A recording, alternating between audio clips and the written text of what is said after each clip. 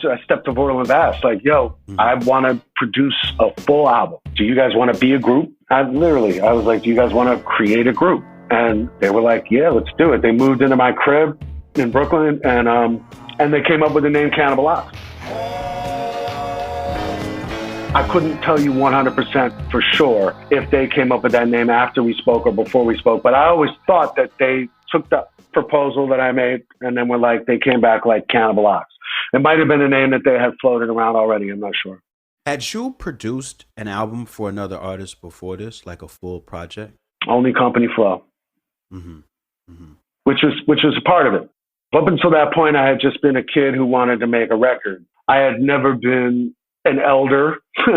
At the time I was 25, for when I met those guys. So I had never been a producer. I had only been an artist.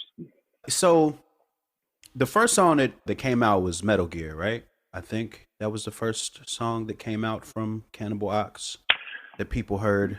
That's interesting. I don't really remember. That might have been, because I know that Metal Gear, that very well could have been. And then Metal Gear didn't make it to the album, right? Right.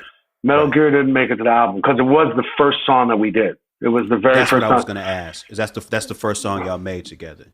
Yes. And we made it in my bedroom. Yo.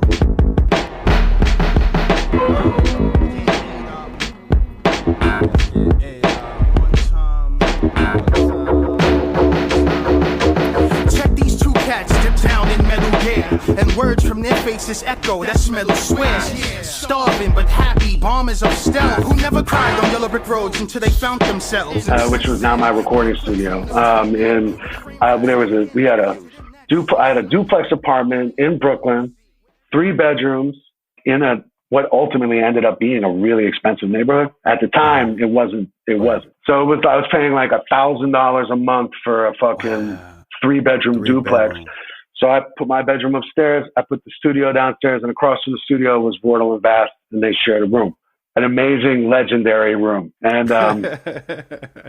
we recorded that, and I'll tell you, it can't be understated how ill Vortal and Bass were. Yes, absolutely. It really, real shit, it can't. The way that I know it, because I was there and I saw what, for instance, Vortal did. Spazzed out on that song. Absolutely spazzed out. The whole last 16 bars was off the top of the head, straight up. It sounded like it, but that tapped in, and it just kept going and going. And we were just like this, and I just let it rock, and so I mean, I knew that there was just so clearly, I was so clearly right about these dudes. Like immediately, I was just like, I'm right. I am right. I'm smart. I see that these dudes are incredible. I was so excited about that. And we just kind of, over the course of a year, made Cold Vein. They just lived with me. And we didn't rush anything. We didn't force anything. I was always making music. And I was also simultaneously making shit for myself. But I was in this zone with the beats that I had this zone, this tone, this sound that I had identified pretty quickly as what I wanted to give to them.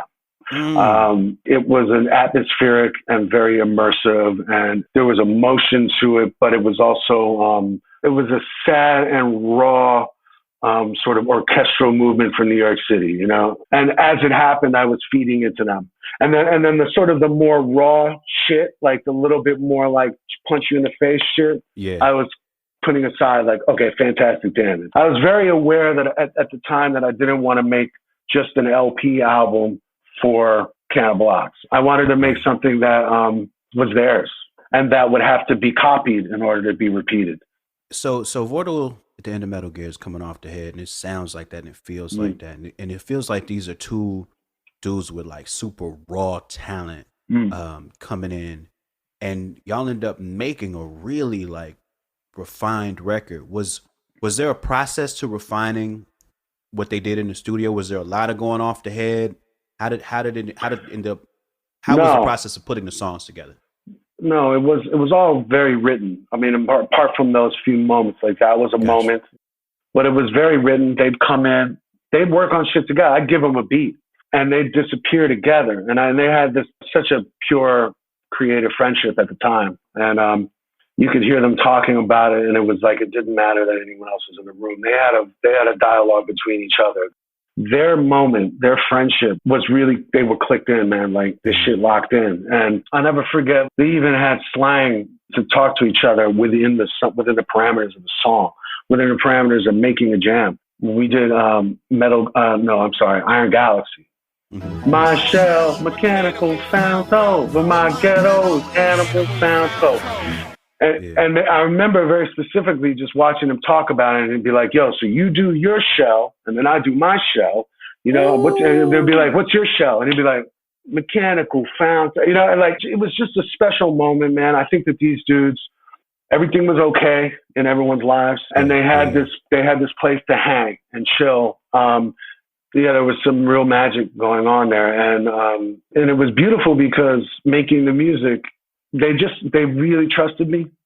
You know, they really let me just make it. And I felt very honored and very much like I got to make this as ill as possible. And when you're doing the shit that I was doing, the type of beats that I was doing, man, they weren't normal. It wasn't like you heard this shit everywhere. So it'd be very possible for someone to be like, I'm not sure I want to rap over that fucking, arpeggiated symphony. You know, like I'm not like that fucking Philip Glass sample or whatever. Right. But they let me do my thing, and I let them do their thing. And I took my role seriously as trying to help craft it, but it was actually pretty easy, man. There wasn't too much like going back and correcting vocals and shit. You know, I think that these guys really sat there, they wrote, they knew what they wanted to say, and pretty much everything that they wrote went on the record. You said the beat for Ridiculoid was supposed to be on your album. It sounds like you're saying that in the beginning of the song.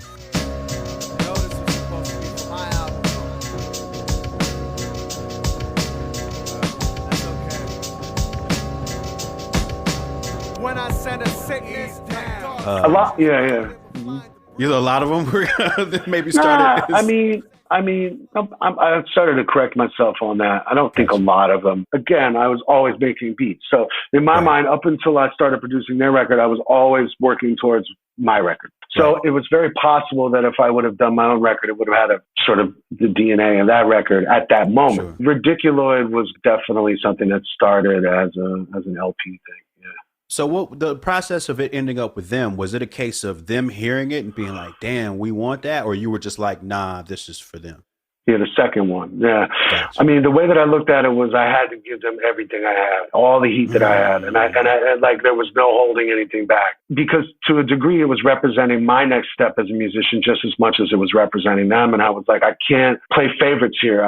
And it's sort of a philosophy that I still keep, leaving no energy for the swim back. The second that you start worrying about whether or not you can produce something that's exciting or that is special again, is the second that you start turning in on yourself and fucking your shit up. So I always, so I always thought, no holding back, no matter what it is, no matter how, even in that little voice, that little MC voice in the back of my head, it's like, don't give it to them, that's yours, you know?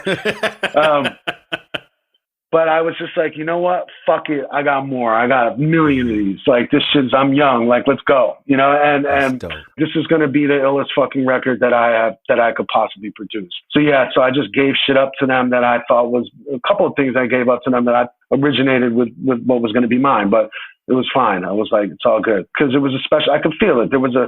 We were on a river. There was motion, man. Like, you couldn't deny it, and to cheat it in any way would have been sacrilege. That's really dope to hear. Like, it's just dope to hear when you're on the receiving and consumption end of something like that, and you hear a lot of music and you hear something that's special. It's like really dope to hear that the people who made it like could feel that at the time and decided to pour more into it.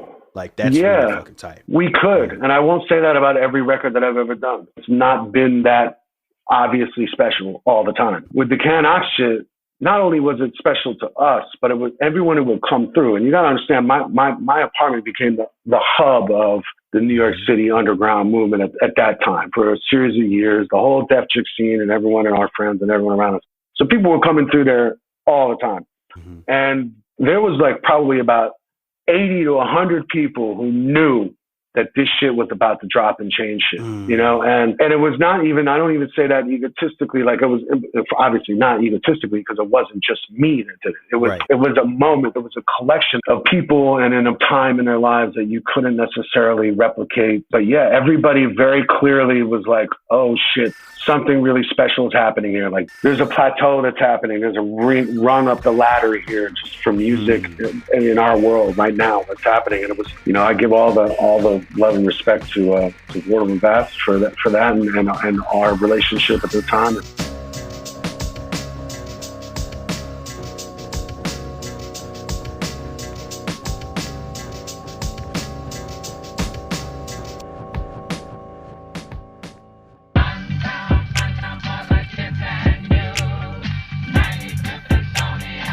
Estonia.